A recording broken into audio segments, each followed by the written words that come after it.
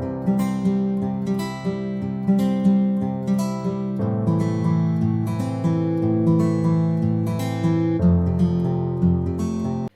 वालेकुम, welcome back to our channel easy Mathology. और आज हम लोग करेंगे चैप्टर 11 फर्स्ट ईयर का।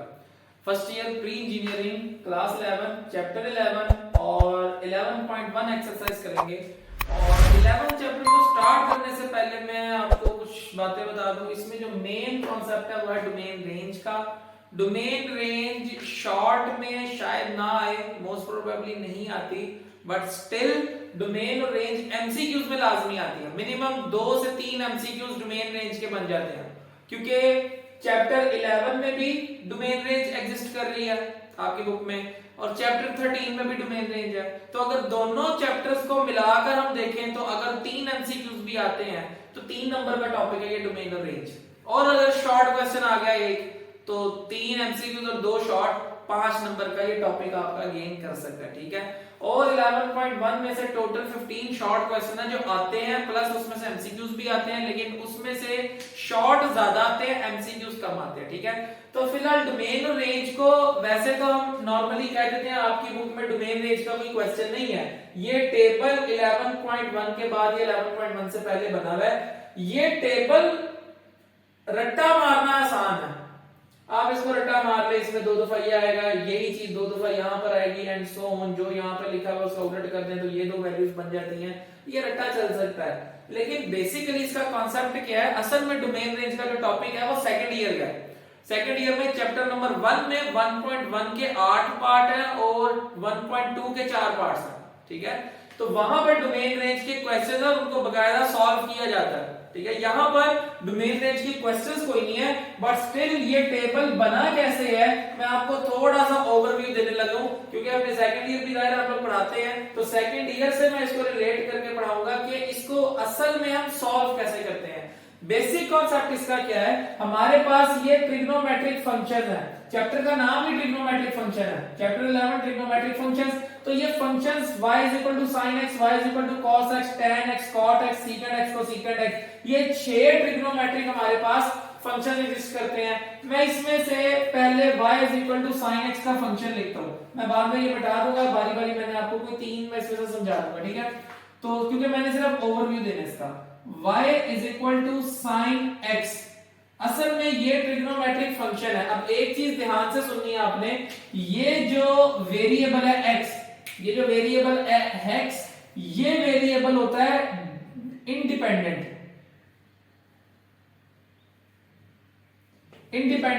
और y जो वेरिएबल है इसको बोलते हैं डिपेंडेंट, ये डिपेंडेंट वेरिएबल है। अब डिपेंडेंट वेरिएबल की डिपेंडेंसी किसके ऊपर है? ये y डिपेंड कर रहा है x के ऊपर। जब तक इस x में कोई वैल्यू नहीं जाएगी y का आंसर नहीं आ सकता। जैसे फॉर एग्जांपल मैं आपसे कहता हूं y 2 + x, कोई फंक्शन लिखा मैंने, जब तक इस x में वैल्यू नहीं पुट करूंगा y का आंसर आ सकता है? नहीं। कैसे? y 2 और x में मैं वैल्यू पुट कर देता हूं 1 अपनी मर्जी से, तो x में पहले वैल्यू पुट की है तो 2 + 1 हो जाएगा 3, तो y का आंसर आएगा बाद में। x में पहले वैल्यू पुट करते हैं इसलिए वो इंडिपेंडेंट है, उसको फर्क नहीं पड़ता। और y का आंसर तब तक नहीं आ सकता जब तक x में वैल्यू नहीं जाती। तो मैं कह सकता हूं y डिपेंड कर रहा है x के ऊपर, कि x में वैल्यू जाएगी तो y का आंसर अपना जो है वो निकलेगा। तो ये एग्जांपल देने का मकसद सिर्फ ये है, यहां पर भी x इंडिपेंडेंट है, x में वैल्यू जाएगी तो y का आंसर आएगा। अब जो यहां पर, इसको मैं मिटा रहा हूं, अब जो यहां पर हमारे पास वैल्यू है x की, इस x में मैंने कोई एंगल पुट करना है, कोई भी एंगल पुट कर सकते हैं। 1 एंगल है, 0 डिग्री है, 3 degree, 4 degree, 5 degree, 6 degree, 7 degree, 8 degree, 10, 20, 30, 40, 50, 60, 70, 80, 90, सारे एंगल्स हमारे पास हैं। हम इसमें से कोई भी एंगल पुट कर सकते हैं, आपको पता है। ये हमारे पास यहाँ पर 0 डिग्री से स्टार्ट होता है, यहाँ पर 90 डिग्री, यहाँ पर 180 डिग्री, यहाँ पर 270 डिग्री। इनमें से मैं कोई भी एंगल यहाँ पर पुट करके देख सकता हूं वैल्यू, ठीक है। तो यहां पर जब वैल्यू पुट करेंगे तो y मैं स्टार्ट करता हूं 0 डिग्री से, y यहां x के अंदर क्या पुट किया है? 0। x में जो वैल्यू पुट कर रहा हूं वो डोमेन है, जो मैं वैल्यू पुट कर रहा हूं x के अंदर वो डोमेन है, यहाँ पर जो इंडिपेंडेंट वेरिएबल होता है ये डोमेन होती है, डोमेन में वैल्यू जाएगी तो जो आंसर आएगा वो रेंज होगी। डोमेन में वैल्यू पुट कर दी मैंने 0, तो y का आंसर आ गया 0, इसका मतलब है y आंसर दे रहा है। ठीक है, मान लिया। मजीद इसमें मैं y is equal to sine के अंदर हम यहाँ पर पुट कर देते हैं साइन 10 डिग्री, तो कोई ना कोई आंसर आ जाएगा। मैं यहाँ पे पुट कर दूं जो हमें पता होता है 30 डिग्री की वैल्यू हमें पता है, y is equal to 30 degree पे देगा 1/2, 1/2 होता है 0.5। इसका मतलब है 0 से हमने स्टार्ट किया और चलते चलते नंबर बढ़ रहा है। 0 से स्टार्ट किया और 0 डिग्री के बाद मैंने यहाँ पे पुट कर दिया बीच में 30 डिग्री। ठीक है, 30 डिग्री पे भी मुझे आंसर मिल रहा है 0.5। मैं 30 के बाद पुट करने लगा हूं 60 डिग्री, यहाँ पर 60 डिग्री होगा। मैं यहाँ पर वैल्यू पुट करता हूँ y is equal to sine 60, y is equal to sine 60, यहाँ पर आया y is equal to sine 30 का 0.5। साइन 60 पे आंसर दे देगा मुझे स्क्वायर रूट 3/2, ये आ जाएगा 0.8 समथिंग। ठीक है, तो y के ऊपर भी मेरे पास आंसर आ रहा है 60 डिग्री के ऊपर। मैं होते होते अब यहाँ पे एंगल आ गया 90 डिग्री, मैं यहाँ पे पुट करता हूँ y is equal to 90 degree, तो सॉरी साइन 90 डिग्री, तो यहाँ पे साइन 90 आंसर देगा y is equal to 1। It's mean 0 से स्टार्ट किया था, 0 से स्टार्ट करके हम कहां तक आ गए 1 के ऊपर। बिल्कुल आपके पास कैलकुलेटर है तो आप उसमें वेरीफाई करें, जो मैं यहाँ पे वैल्यूज पुट कर रहा हूँ वेरीफाई करते हो। y is equal to sine 91 degree, जैसे ही मैं एक नंबर ऊपर जाऊंगा ये मुझे वापस आंसर देगा 0.998 एंड सो ऑन समथिंग। इसका मतलब ये हुआ कि y की वैल्यू 1 मैक्सिमम 1 आ रही है जब 90 डिग्री पुट कर रहे हैं। 90 के बाद जैसे ही मैं 91, 92, 93 पुट करूंगा वो दोबारा कहां आ जाएगा, नीचे जाना शुरू हो जाएगा। 0 से स्टार्ट हुए 1 तक आए और जब 1 के बाद ऊपर जाने की बारी आई 1.2, 1.3 तो वहां नहीं गया, 91 पे आके वापस कहां आ रहा, बिलो नीचे 0 की तरफ आना शुरू हो गया। और होते होते 90 के बाद जब 180 तक आएंगे तो 180 पे मुझे वापस ये कर देगा साइन 180 डिग्री और 180 पे मुझे आंसर देगा 0 अगेन। इसका मतलब है कि मैंने 0 से स्टार्ट, अब मैं एक रूल बनाने लगा हूं। मैंने यहाँ पे डोमेन में 0 डिग्री पुट किया, ये डोमेन है, साइन के एंगल में मैं जो वैल्यू पुट कर रहा हूं वो मेरी डोमेन है DOM। यहाँ पे साइन के अंदर एंगल पुट किया, ये मेरे पास डोमेन है। एंगल मैं कोई भी पुट कर सकता हूं, मेरी तरफ से आप यहाँ पर एंगल पुट कर दें 30125 डिग्री, आंसर तब भी आपको मिलेगा। डोमेन में हम कुछ भी पुट कर सकते हैं, ऑल रियल नंबर्स। डोमेन में हम कोई भी वैल्यू पुट कर सकते हैं, ऑल रियल नंबर। तो 0 से स्टार्ट की डोमेन 30 पे गए, फिर हम यहाँ पे डोमेन आ गई 60, फिर डोमेन आ गई 90, फिर डोमेन आ गई 91। डोमेन में हम ये भी पुट कर सकते हैं, तो डोमेन में हम कुछ भी पुट कर सकते हैं। तो y is equal to sine x की जो डोमेन है वो माइनस इंफिनिटी से प्लस इंफिनिटी है। माइनस इंफिनिटी से प्लस इंफिनिटी का मतलब ये है, आपने वो पढ़ा होगा, मैं यहाँ पे बना रहा हूं, यहाँ 0 होता है, इस तरफ इसको बोलते हैं रियल लाइन, रियल नंबर की जो लाइन होती है। यहाँ 0, इधर 1, इधर 2 एंड सो ऑन, इधर तक आता है पॉजिटिव इंफिनिटी, यहाँ -1, -2 एंड सो ऑन, इधर आता है माइनस इंफिनिटी। इसका मतलब ये है, इस पूरी रियल लाइन में से मैं डोमेन में कोई भी एंगल यहाँ पे पुट कर सकता हूँ। मुझे कोई रिस्ट्रिक्शन नहीं है, ना मेरे पास इंफिनिटी आ रहा है, ना मेरे पास मैथ एरर आ रहा है, कॉम्प्लेक्स नंबर भी कोई नहीं आ रहा। तो कहने का मकसद ये है कि x के अंदर इंडिपेंडेंट है, मैं कोई भी एंगल यहाँ पे पुट कर सकता हूँ x की जगह पे। साइन x की जगह 0, साइन x की जगह 30, साइन x की जगह 60, x की जगह 90। तो साइन x के अंदर मैं कोई भी नंबर पुट कर सकता हूँ, तो मेरे पास आ जाएगा माइनस इंफिनिटी से लेके प्लस इंफिनिटी तक सारे रियल नंबर्स आ जाएंगे। मैं कोई भी नंबर पुट कर सकता हूँ, और इसकी शॉर्ट फॉर्म भी है, इसको दूसरी तरह ऐसे भी लिखते हैं, ऑल रियल नंबर्स आर। ठीक है, ये भी लिख सकते हैं, ये भी लिख सकते हैं, दोनों का एक ही मतलब है। अगर बुक में ये लिखा तो हो सकता है एमसीक्यूज में ये ऑप्शन आ जाए, तो दोनों का एक ही, और अगर दोनों ऑप्शंस मौजूद हो तो बोथ ए एंड बी। ठीक है, तो ये चीज डोमेन है। डोमेन में हम कोई भी नंबर पूरी रियल लाइन में से पुट कर सकते हैं। अब बतानी है ये रेंज कैसे आती है। अब यहां पर हमने देखना है सीक्वेंस क्या चल रहा है। यहां पर पहला आंसर क्या था मेरे पास 0 से हमने स्टार्ट किया, उसके बाद कहां तक गए, फिर 0.5, 0.8, मैक्सिमम कितना आ गया 1। तो इसका मतलब है 0 से स्टार्ट किया था 1 आ गया, 1 के बाद जैसे ही 91 हमने डोमेन में पुट किया तो वापस ऊपर 0 की तरफ नहीं जा रहा, 0.9 एंड सो 90 के बाद 100 पुट करेंगे, फिर 35 135 120 145 160 170 180। तो जब 180 पुट करके देखें कैलकुलेटर पे तो साइन 180 पे हमें क्या देता है 0। तो इसका मतलब है वापस यहां से कितने तक चला गया, 0 की तरफ चला गया। ठीक है, तो ये हमारे पास वैल्यू चल रही है, 0 से स्टार्ट हुए 1 तक 90 पे, 0 से स्टार्ट हुए 90 पे 1 तक, उसके बाद यहां पे 180 पे आके दोबारा क्या हो जाएगा स्ट्रेट लाइन पे 0। अब हमने जाना है नीचे की तरफ 270 की तरफ, अभी तक 0 से 1 और 1 से वापस कहां आ गए 0। अब अगर मैं इसके अंदर, अब मैं ये थोड़ा सा मिटा रहा हूं, अब अगर मैं इसके अंदर यहां पे नीचे वाला एंगल पुट करूं, नीचे वाला एंगल क्या है 180 के बाद y is equal to sine 180 के बाद मैं पुट कर देता हूं यहां पे 200, जाहिर है 200 यहीं कहीं होगा, 180 के बाद 190 एंड 200, तो 200 पे आके मुझे आंसर मिल जाएगा minus 0 point something, minus 0 point negative में जा रहा है, माइनस में। अच्छा, होते होते होते 200, फिर 210 220 230 240 250, चलते चलते चलते हमारे पास एक वैल्यू आएगी 270, इस पूरी लाइन का एंगल आ जाएगा। तो y is equal to sine 270, sine 270 पे आंसर देगा -1। इसका मतलब ये है कि हम वापस कहां तक गए थे, 0 तक गए थे, 180 पर जब हम यहां पर आए थे तो 0 तक आए थे। अब अगर हम यहां पर देखें तो हम 0 से वापस कहां तक जा रहे हैं, -1 तक, -1। और जब 270 से वापस ऊपर की तरफ जाएंगे, y इज इक्वल टू 270 से ऊपर की तरफ जाते हैं, साइन यहां पर कर लेते हैं 275 278 290 300, फिर 310 320 330 एंड सो ऑन। तो 270 से जब वापस यहां पर आएंगे 0 लाइन के ऊपर तो हमें वापस क्या मिलेगा 275 के बाद 270 पे -1 और 360 पे वापस क्या मिलेगा हमें 1, जहां हमें यहाँ पे सॉरी 1 नहीं 0, ठीक है। 360 पे हमें क्या मिलेगा वापस स्ट्रेट लाइन पर, हॉरिजॉन्टल लाइन पर आएगा, हॉरिजॉन्टल पे हमेशा साइन 0 पे 0 देता है, तो साइन 0 पे अगर 0 है तो जब हम पूरा घूम के 360 पर आएंगे तो यहाँ पे भी क्या मिलेगा 0।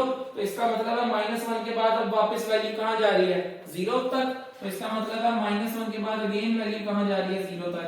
तो अगर ध्यान से देखें आंसर आ क्या रहे हैं, 0 से स्टार्ट हुए +1, फिर +1 से वापस गए 0, फिर 0 से आ गए -1, फिर -1 से आ गए 0।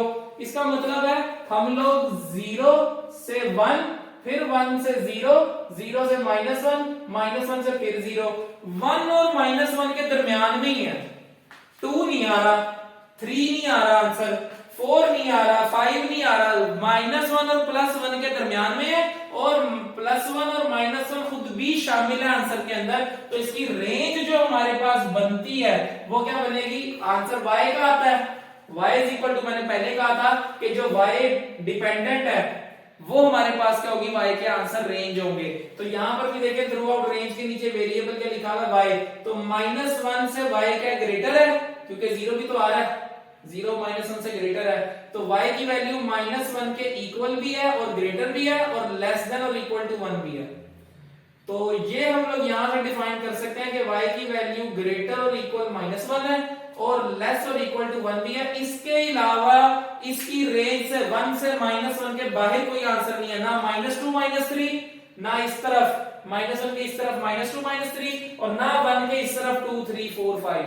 इट्स मीन यहां से लेके यहां तक इसकी क्या सिर्फ डोमेन रेंज है 1 से लेके -1 से लेके +1, और बीच में 0 के जितने भी आंसर है 0.5 0.6 0.7 0.8 वो सारे आएंगे इसके अंदर, ठीक है। तो ये बहुत डिटेल्ड कॉन्सेप्ट है कि ये टेबल बना कैसे है, असल में ये इसमें वैल्यूज पुट करके देखते हैं, देन उसके आंसर्स की बेस पे हम ये टेबल को डिफाइन करते हैं। सिमिलरली अगर मैं cos x को देखूं तो cos x भी क्या हमारे पास -∞ से +∞, एंगल कोई भी पुट कर सकते हैं, ठीक है।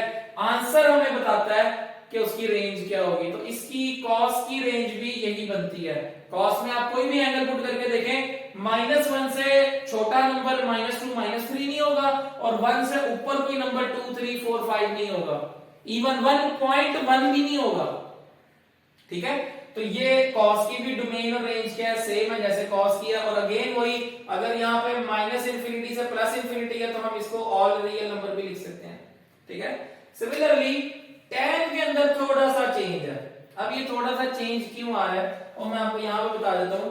tan के अंदर अगर हम एंगल पुट करते हैं, फॉर एग्जांपल tan 0 डिग्री, ठीक है, y = tan, x के अंदर क्या पुट किया है, एंगल 0 डिग्री, तो y का आंसर क्या आ जाएगा, y = 0 डिग्री पे tan 0 देता है। सिमिलरली हम बढ़ाते रहते हैं, y = tan 45 डिग्री, तो tan 45 पे क्या देता है, 1। इसका मतलब है 0 और 1 तो 45 में कवर हो गए हैं।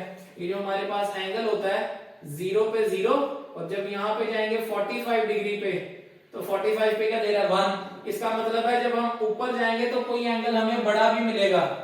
70 में एंगल कुछ और होगा, 80 पे एंगल कोई बड़ा हो सकता है, लेकिन जब हम 90 पे जाते हैं, y = tan 90, तो y हमें इनफिनाइट या मैथ एरर कैलकुलेटर पे देता है। tan 90 पे मैथ एरर आता है, कैलकुलेटर आपके हाथ में होगा वेरीफाई करने में। कैलकुलेटर नहीं आपको शो करवा रहा, मैं आपको सिर्फ वैल्यूज बता रहा हूं कि क्या आएंगी, आप कैलकुलेटर पे जो मैं बोल रहा हूं वो वेरीफाई कर सकते हैं। अब यहाँ पे 0 से 1 तक तो आ रहा है, सेम इसी तरह y = tan 90 पे क्या आ रहा है, इन्फिनिटी। इसका मतलब है डोमेन के जिस नंबर पे इन्फिनिटी आता है, डोमेन में वो नंबर हम शामिल नहीं रखते, उसको हम डोमेन से निकाल देते हैं। अच्छा, एक चीज ये, अब एक बात तो मुझे समझ आ गई, ये 0 से 1 और 1 के बाद ये 2 भी देगा, 3 भी देगा, 4 भी देगा, 5 भी किसी ना किसी नंबर पर देगा, ग्रेटर हो जाएगा। 1 भी शामिल है, -1 भी शामिल है, 0 नहीं शामिल इसके अंदर, tan 0 नहीं बस मेरा ख्याल देता। ठीक है, बाकी यहाँ पे हमारे पास बल्कि नहीं, tan 0 भी देगा कभी ना कभी, tan 0 पे 0 देता है, सॉरी tan 0 पे पहले लिखा 0 देता है। तो ग्रेटर नंबर भी आ रहे हैं, 1 भी आ रहा है, -1 भी आ रहा है, 0 भी आ रहा है, -2 -5 2 3 4 सारे नंबर आएंगे। सिर्फ यहाँ पे मसला यह है कि 90 पे इन्फिनिटी देता है। अगर ये यहाँ 90 पे इन्फिनाइट देता है ना वर्टिकल लाइन पे, तो ये नीचे भी 270 पे भी इन्फिनाइट ही देगा। इट्स मीन कि ये जो वर्टिकल लाइन है इसको डोमेन में से निकालना पड़ेगा। x belongs to all real number, but लेकिन इस tan में डोमेन में जो x की वैल्यू डोमेन है, क्या नहीं एंटर कर सकते हैं एंगल के अंदर, क्या नहीं एंटर कर सकते 90 और 270। लेकिन हमें यह भी तो पता है कि जब हम वापस घूमकर इसके ऊपर आएंगे, यहां पर आए 90 मैथ एरर, यहां पर आए 270 मैथ एरर, तो जब दोबारा इसके ऊपर जाएंगे तो फिर भी तो मैथ एरर आएगा 450 पे। इट्स मीन यहां पर जब हम वापस आएंगे तो फिर मैथ एरर। तो हमने सारे एंगल्स को क्या करना है, जनरलाइज करना है इसके अंदर। तो जब सारे एंगल्स को जनरलाइज करते हैं तो हम ये वाली वैल्यू लिखते हैं, x belongs to all real number. तो हो सकता है सारे एंगल आ सकते हैं, सिवाय किसके नहीं आ सकते, बट लेकिन x not equal to 2n+1। 2n+1 π/2 का मतलब क्या है, इसको अगर हम यहां पे सॉल्व करें,